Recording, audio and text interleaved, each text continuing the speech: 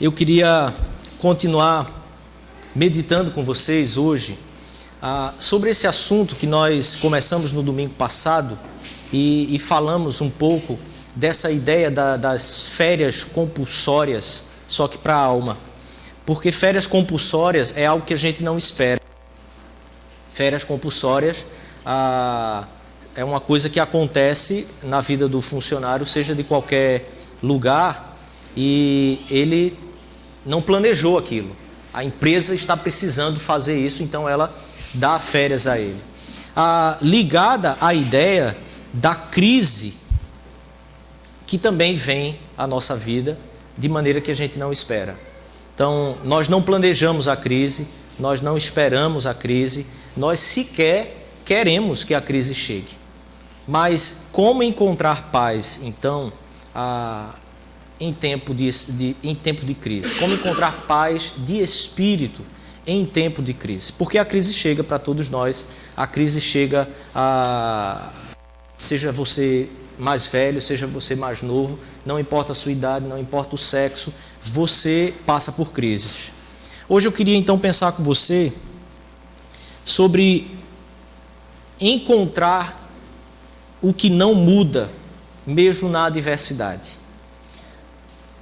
No domingo passado, nós vimos um Deus que falou com Josué e fez com que Josué saísse então com o seu povo, quando a presença dos três poderes já não existia mais. Domingo passado nós vimos então como nós encontrarmos paz de espírito na ausência dos três poderes. E ligamos então a ideia da ausência do legislativo, do executivo e do judiciário, como anda ausente no nosso país. Vimos então que Moisés exercia esse papel de profeta, rei e sacerdote. Ele tomava conta dessas áreas daquela nação que estava se formando e de repente Moisés é morto. Moisés agora não existe mais. O que fazer no meio de tanta insegurança quanto ao futuro? E vimos como que o Senhor falou com Josué, e a palavra do Senhor, ela é a palavra para nós, ela é a palavra para mim e para você, para que nós também nos mantenhamos em segurança, em paz, mesmo no meio de tanta crise, de tanta insegurança, de tanta incerteza no nosso país, no nosso estado, na nossa cidade. Hoje, então, eu queria pensar com você no Salmo 102, do versículo 12 e versículo 25 a 27, pensar como encontrar o que não muda, mesmo na adversidade. O Salmo 102, versículo 12, diz assim: Tu, porém, Senhor, no trono reinarás para sempre. O teu nome será lembrado de geração em geração. No princípio firmaste os fundamentos da terra, e os céus são obras das tuas mãos. Eles perecerão, mas tu permanecerás. Envelhecerão como vestimentas, como roupas, tu os trocarás e serão jogados fora, mas tu permaneces o mesmo e os teus dias jamais terão fim. Queria orar com você agora. Você pode fechar os olhos?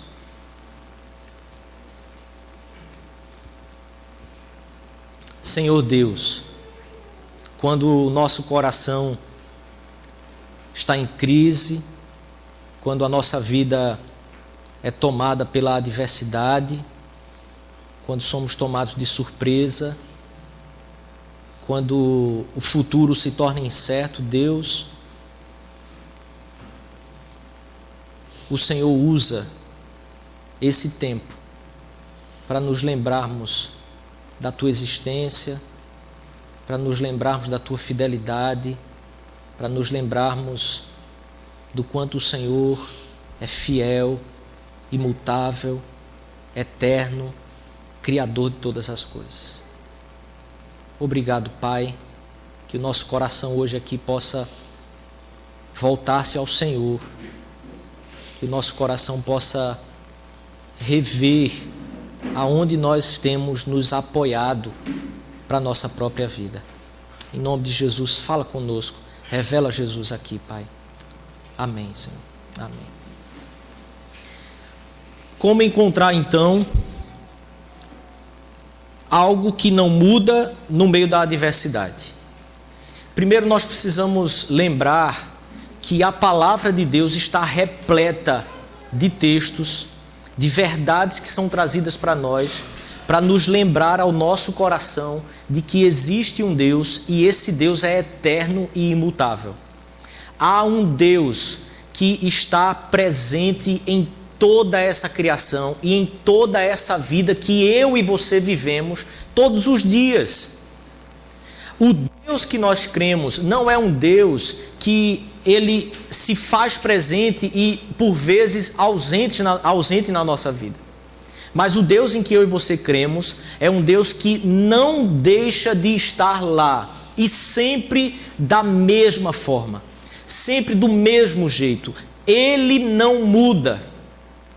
A crise para a minha vida e para a sua vida, ela serve para lembrar a mim e a você da existência de Deus e da sua imutabilidade. O nosso coração, ele não enfraquece, ele não esmorece.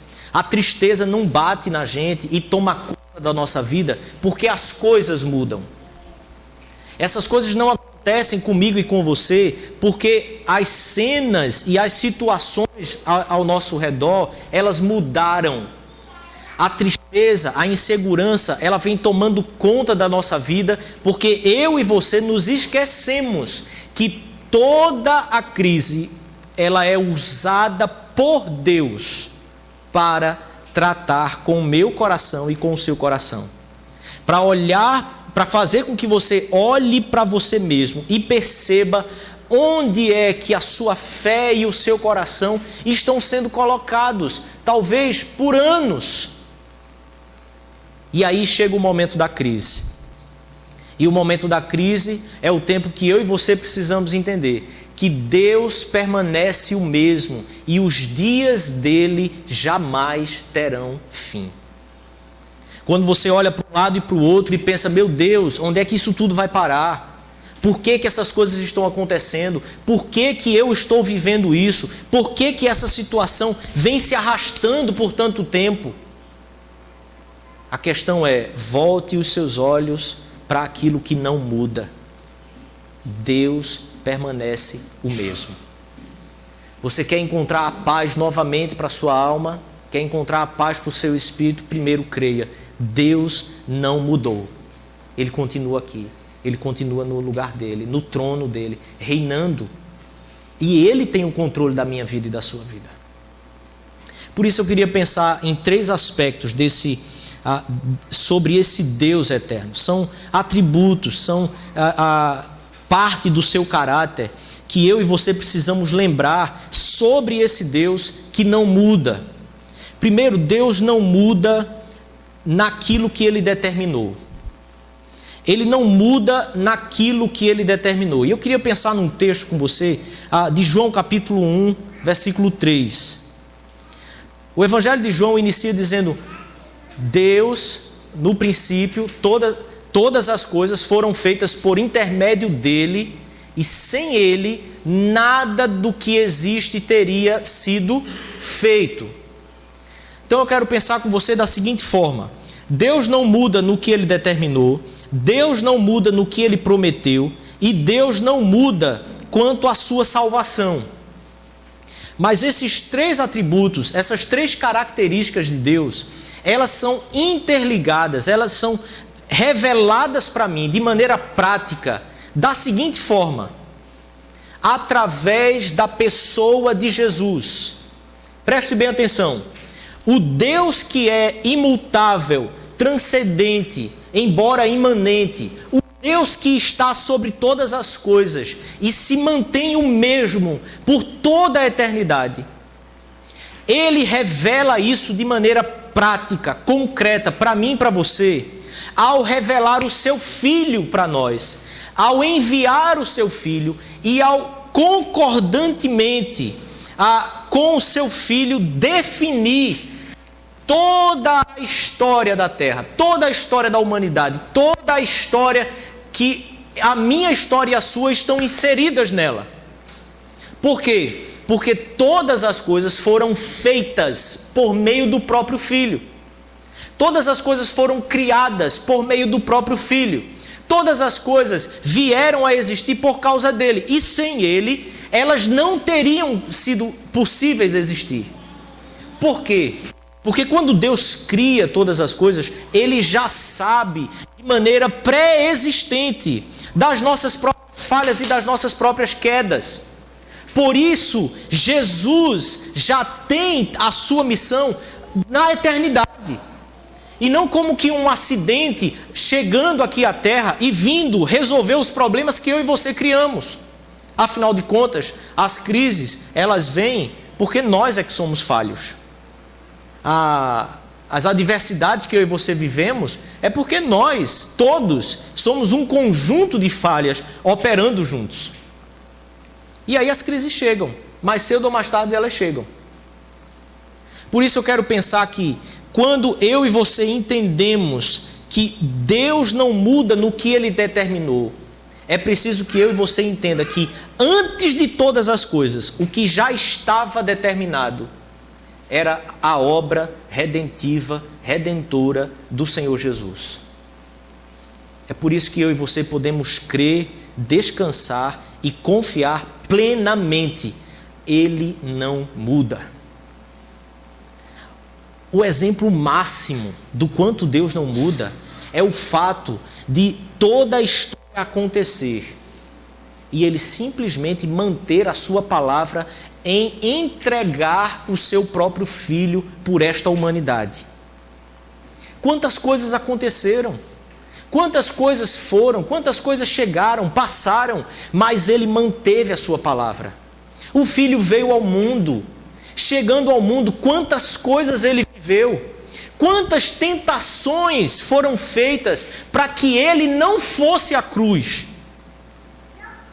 Mas é histórico, é fato, Ele foi até o fim, porque Ele não muda no que Ele determinou.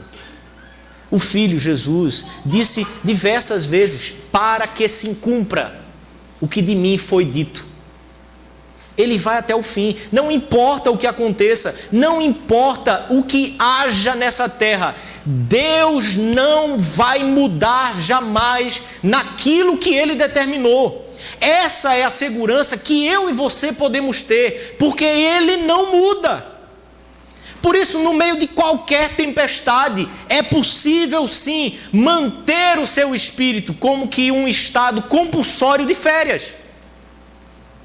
Deus te levando obrigatoriamente a sair dessa correria, a sair dessa ansiedade, a sair disso que vai nos matando lentamente, a descansar simplesmente no fato de que Ele não muda. Jó, capítulo 42, ele diz assim: sei que podes fazer todas as coisas, nenhum dos teus planos podem ser frustrados. Não precisa falar muito sobre Jó aqui, né? Não precisa dizer o quanto que Jó passou por adversidade, passou por crise, passou por problemas.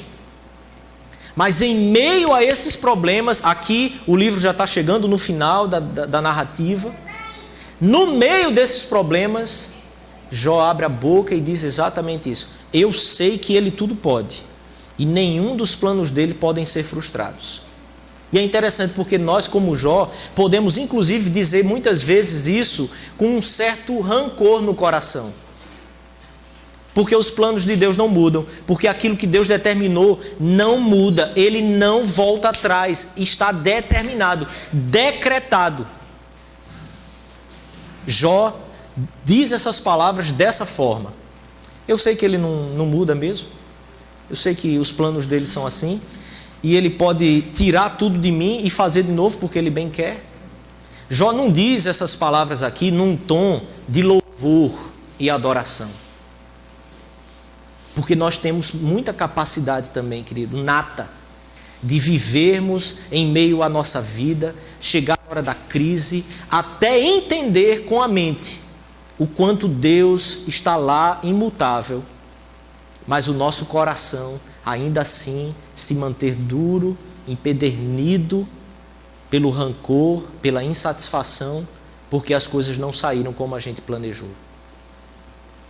Ainda em Jó, capítulo 23, dessa vez, Jó diz assim: mas ele é ele, quem poderá fazer-lhe oposição? Ele faz o que quer. Ele faz o que quer. No texto de Isaías, a palavra de Deus diz: pois esse é o propósito do Senhor dos Exércitos. Quem pode impedi-lo? Sua mão está estendida. Quem pode fazê-la recuar? Irmãos, a ideia que Isaías traz para mim e para você aqui é sobre um Deus que está assentado no seu santo trono, excelso trono, mas que a sua mão está constantemente estendida sobre nós. Às vezes, a adversidade é tão grande, a crise ela é tão grande, que a capacidade de enxergar o diabo, enxergar as falhas humanas, enxergar todas as adversidades e problemáticas que o ser humano e todas as forças das trevas podem trazer sobre nós, isso é o que a gente consegue enxergar. Mas a capacidade de perceber que no meio de todos esses problemas, de todas essas dificuldades, o que está acontecendo é que a mão de Deus está agindo em nosso meio. Deus está pondo a mão e fazendo as coisas. Essa capacidade nos foge, porque nós começamos a enxergar somente aquelas coisas que são negativas ao nosso redor. E nos esquecemos de que Ele é soberano sobre o nosso dia a dia. Ele é soberano sobre o nosso coração. Ele é soberano sobre a nossa alma, e Ele pode sim, com a sua mão, fazer a sua boa vontade, ainda que ela não seja como a nossa, ainda que não seja aquilo que você quer, mas a vontade dele é boa, perfeita e agradável, como a sua palavra diz. Segunda coisa, então, que eu queria afirmar é que Deus não muda no que Ele prometeu. Preste atenção, naquilo que Ele prometeu, Ele não muda. Nós vivemos dias que nós acreditamos em muitas promessas, e promessas que são muitas vezes trazidas para nós até como previsões.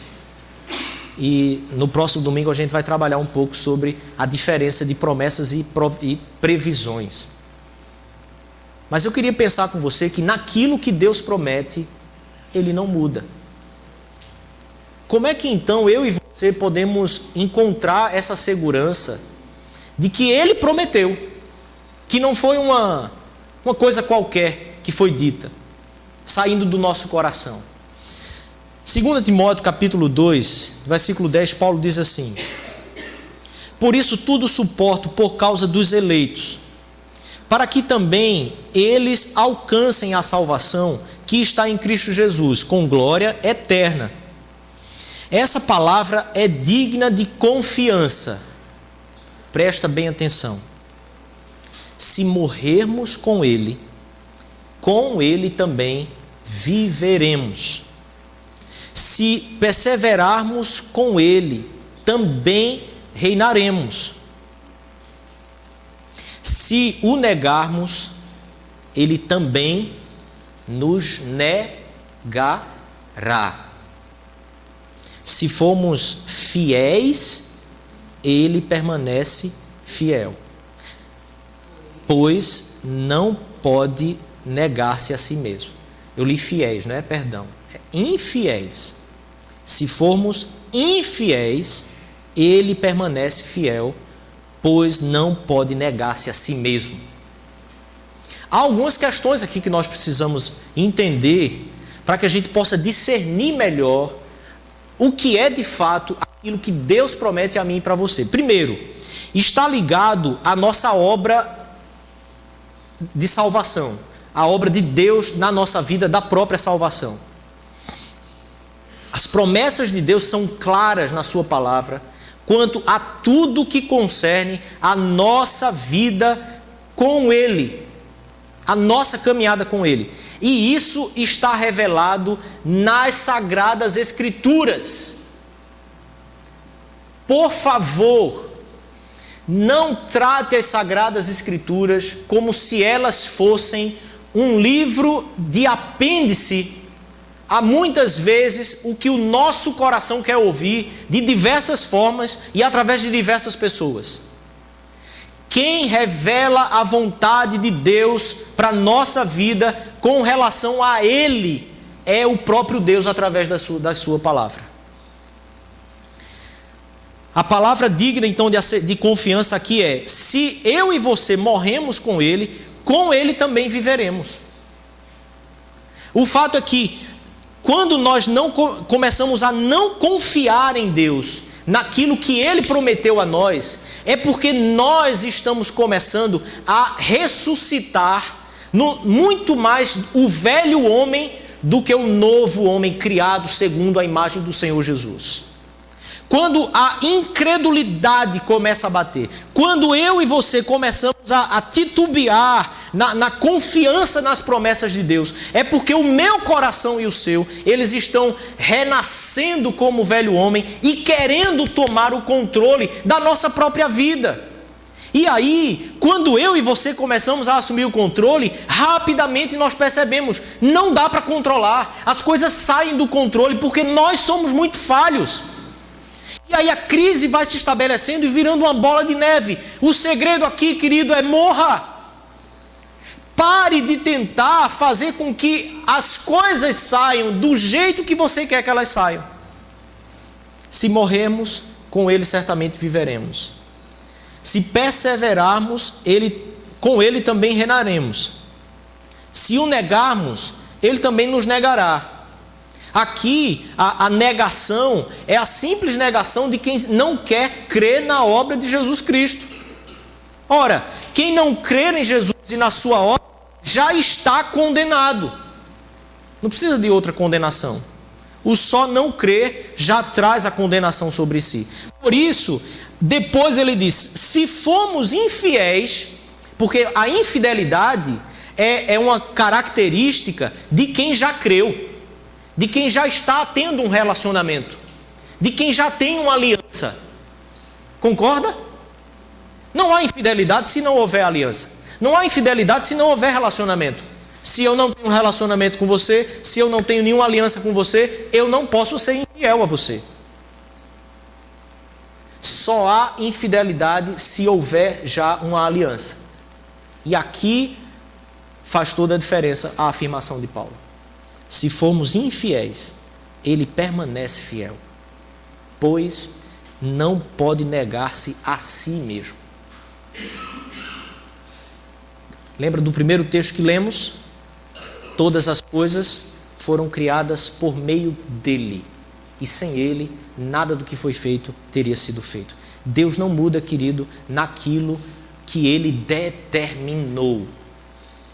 Ele determinou que eu e você tivéssemos vida e vida plena na pessoa do Senhor Jesus Cristo. E por isso, ainda que eu e você tropecemos, ainda que eu e você queiramos muitas vezes tomar o controle, assumir o controle, e vimos que as coisas começam a sair do controle, ainda que isso aconteça, Ele permanece fiel, porque Ele já determinou que por Ele nós teríamos vida. E nessa palavra nós podemos descansar. Nessa palavra nós podemos confiar. Ela é digna de aceitação, porque já foi realizado. Já foi feito. A gente pode descansar. No meio da crise, no meio da tormenta, você pode colocar o seu coração confiante e seguro na palavra de Deus. Ele já fez isso. E há uma prova cabal de toda essa palavra. Ele já cumpriu. Então, em terceiro lugar, Deus não muda em sua salvação. Deus não muda em sua misericórdia. Malaquias capítulo 3, versículo 6, a palavra de Deus diz: porque eu, o Senhor, não mudo, por isso, ó filhos de Jacó, não sois consumidos. Por isso não sois consumidos. Veja como esses três atributos de Deus, eles estão completamente ligados, completamente conectados pela pessoa e pela obra do Senhor Jesus Cristo. Por que que eu e você permanecemos vivos? Por que que o mundo permanece a existir? Por que que as pessoas continuam a andar, por mais que elas errem? Por que que as pessoas continuam a existir, por mais que elas tentem assumir o controle da própria vida? Por mais que elas entrem em caos tantas vezes? Por que que Deus ainda permite que as coisas continuem a existir nesse mundo? Porque Ele não muda. Ele não muda.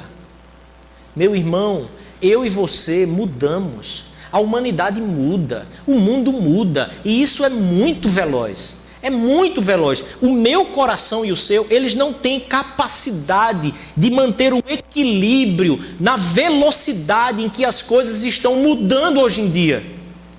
Talvez a facilidade de entrarmos em crise espiritual, em crise financeira, em crise, seja lá de quais tipos forem, a facilidade hoje é muito maior do que já foi há tempos atrás, porque a velocidade com que as coisas estão acontecendo é enorme, e eu e você desestabilizamos uma hora ou outra, vira e mexe, eu e você estamos desestabilizados,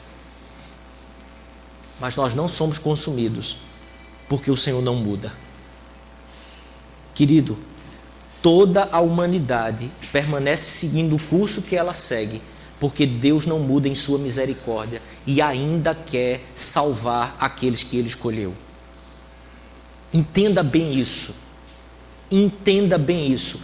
Enquanto a obra redentora não for realizada, alcançando todos aqueles que Deus escolheu para si, este mundo continuará andando do jeito que está.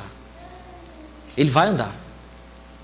Não virá o fim até que todos ouçam do Evangelho. A palavra diz em Mateus: o fim não virá até que todos ouçam a palavra do Evangelho. Romanos, capítulo 10, para a gente finalizar, então, a palavra de Deus diz assim: a saber, se com a tua boca confessares ao Senhor Jesus e em teu coração creres que Deus o ressuscitou dentre os mortos, serás salvo, visto que com o coração se crê para a justiça e com a boca se faz confissão para a salvação. Eu grifei aí que para você, em teu coração creres e com o coração se crer. Eu queria que você voltasse a sua atenção e o seu coração nesse instante para observar o quanto que a nossa vida ela transita em eixos que são muito tênues e perigosos para nós. Nós somos muito capazes de começarmos a desenvolver toda a nossa vida cristã, toda a nossa espiritualidade, toda a nossa crença no campo da cognição, no campo do conhecimento, o conhecimento doutrinário. Querido, quando se trata da nossa relação com Deus, da realidade que isso pode tomar na nossa vida, da verdade que isso pode sair desenvolvendo no meu interior e no seu interior, a palavra de Deus diz que com o coração é que se crê. Com o coração. É lá, é Ele que eu e você precisamos guardar. É Ele que eu e você precisamos ter todo o zelo e cuidado do mundo. Quando a Bíblia fala de coração, ela fala daquilo que brota toda a sua vida. Aonde o seu coração está, é aquilo que você põe todo o seu gás, toda a sua energia, todo o seu vigor. Quando o seu coração está em algo, você faz com verdade, com realidade, com firmeza, com motivação. Aqui se encontra a minha crise e a sua crise maior. As crises desse mundo passam. As crises desse mundo, elas são muito passageiras. Nós é que olhamos para elas e achamos que elas demoram muito. Mas às vezes a gente passa uma semana em crise, parece que foi uma eternidade. Porque era um tempo de crise. E ninguém quer viver o tempo de crise do jeito que ele está vindo. A gente sempre fica agoniado para sair dela. E ao querer sair, parece que o tempo anda mais devagar. Mas a nossa maior crise, ela não se estabelece no exterior. A nossa maior crise se estabelece no coração. A sua e a minha.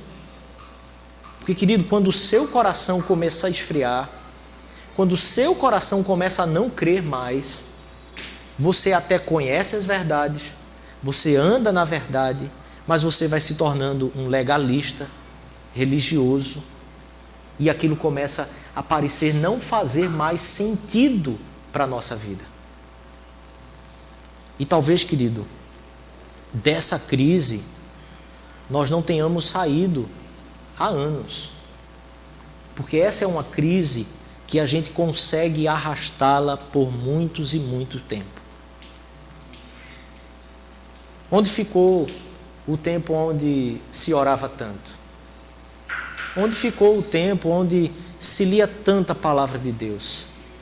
Onde ficou o tempo onde se buscava Deus por Deus e não por mais nada? Onde ficou o tempo onde eu e você estávamos com um coração completamente envolvidos naquilo que você está fazendo ou estava fazendo? Há quanto tempo talvez a nossa crença vem caminhando no campo do conhecimento somente, mas um conhecimento que não gera vida, que não reproduz, porque não sai do coração, porque não acontece no coração. Paulo, falando com os efésios, pessoas que criam em Jesus, que seguiam a Jesus, ele ora pedindo para que Deus traga o espírito de revelação e de conhecimento ao coração dos efésios. Sabe, querido, porque é bem possível a gente conhecer Jesus, conhecermos a Deus, mas as verdades do caráter de Deus, as verdades da salvação dele, da justiça que veio sobre nós e que nos mantém vivos e interativos com ele no nosso dia a dia, essas verdades, elas podem ser renegadas apenas ao nosso cérebro. E a nossa vida com Deus, ela começa a ser uma coisa muito teatral. Vai ficando assim fria, desgostosa, e aí quando essa crise ganha proporções maiores na nossa vida, a gente perde o controle de tudo, de absolutamente tudo.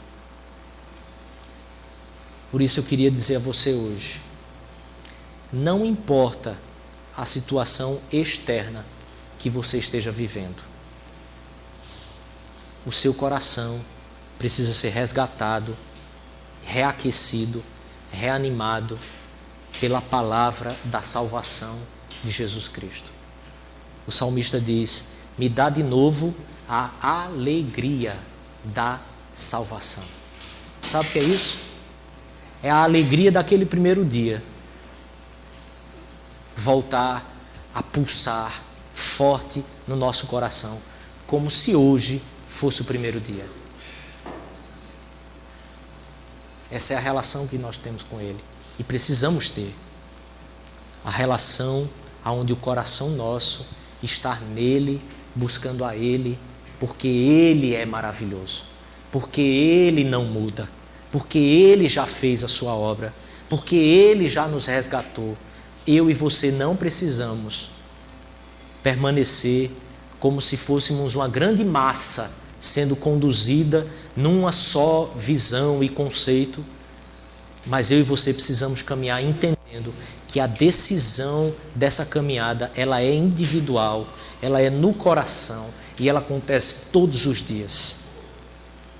Ela acontece hoje, ela acontece amanhã, ela acontece depois, e dia após dia, eu e você somos chamados a decidirmos novamente a estarmos com o Senhor, e assim todo o nosso coração encontra aquilo que não muda, entra em paz, fica em paz e permanece em paz, ainda que o mundo desabe ao nosso redor.